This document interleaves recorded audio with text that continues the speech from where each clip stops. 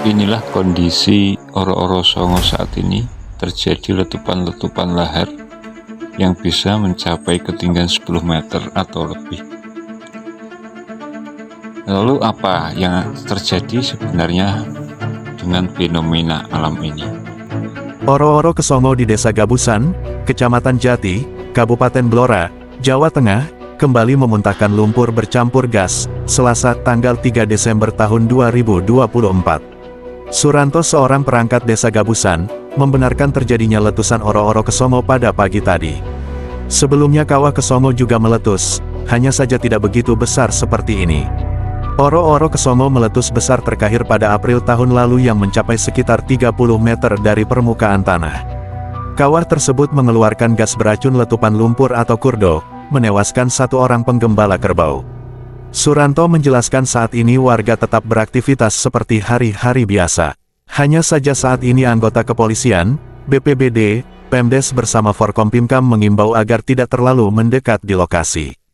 Peristiwa fenomena alam meletusnya Oro-Oro Kesongo tersebut sempat terekam oleh warga. Dalam video tersebut tampak beberapa kali Oro-Oro Kesongo menyemburkan lumpur berwarna hitam. Meskipun fenomena alam ini mengeluarkan gas beracun, Parsidi mengonfirmasi bahwa tidak ada korban jiwa akibat kejadian tersebut. Terkait dengan peristiwa ini, aparat TNI dan Polri telah melakukan pengecekan ke lokasi Oro-Oro Kesongo. Ada legenda yang menyelimuti kawasan itu. Kesongo yang oleh warga sekitar disebut Oro-Oro Kesongo, dahulu merupakan tempat Aji Saka menghukum putranya yang bernama Jaka Linglung. Pemerhati sejarah Blora, Eko Arifianto mengatakan, menurut cerita legenda, Jaka Linglung dulu telah memakan 9 penggembala kambing, sehingga dihukum oleh ayahnya, Aji Saka. Asal-usul nama Kesongo berasal dari kisah 9 penggembala kambing yang dimakan oleh Jaka Linglung. Konon jelmaan Jaka Linglung sendiri itu berwujud ular besar atau naga raksasa. Kesongo disebut juga dengan istilah Pesongo, yang merupakan singkatan dari APC Wong Songo, nasib sial 9 penggembala kambing. Dia menjelaskan Kesongo terbagi atas 3 bagian, yaitu kawasan padang rumput, kawasan rawa, dan kawasan semburan lumpur. Secara keseluruhan, luasnya mencapai ratusan hektare. Eko menuturkan, Aji Saka enggan mengakui Jaka Linglung sebagai putranya. Keengganan ini disampaikan Aji Saka secara halus dengan memberikan prasyarat kepada putranya untuk menumpas Bajul Putih, siluman buaya putih yang menebar teror di pantai selatan. Jaka Linglung pun berusaha memenuhi syarat yang diberikan oleh Aji Saka dengan memburu Bajul Putih yang merupakan penjelmaan dari Prabu Dewata Cengkar, seorang raja kanibal yang telah dikalahkan oleh Aji Saka.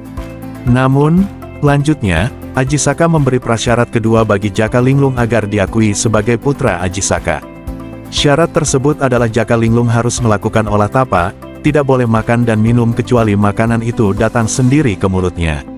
Jaka Linglung pun bertapa dengan membuka lebar-lebar mulutnya sehingga menyerupai sebuah gua di tengah lapangan. Ratusan tahun kemudian, kata dia, wujud naga Jaka Linglung pun telah dipenuhi dengan lumut, semak dan tumbuhan merambat. Sehingga, banyak yang mengira mulut Jaka Linglung adalah sebuah gua. Pada suatu hari, terjadilah hujan lebat disertai badai.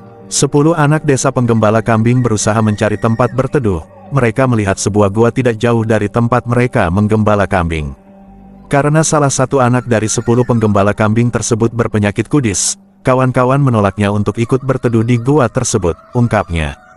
Jaka Linglung seketika menutup mulutnya setelah 9 anak desa tersebut masuk ke dalam gua yang tak lain adalah mulut Jaka Linglung. Seorang anak berpenyakit kudis yang selamat tersebut pun berlari dan mengabarkan kepada penduduk desa tentang peristiwa yang dialami 9 temannya, ungkap Eko. Sebagai peringatan atas peristiwa yang terjadi pada 9 penggembala kambing tersebut, tempat itu diberi nama Pesongo Kesongo.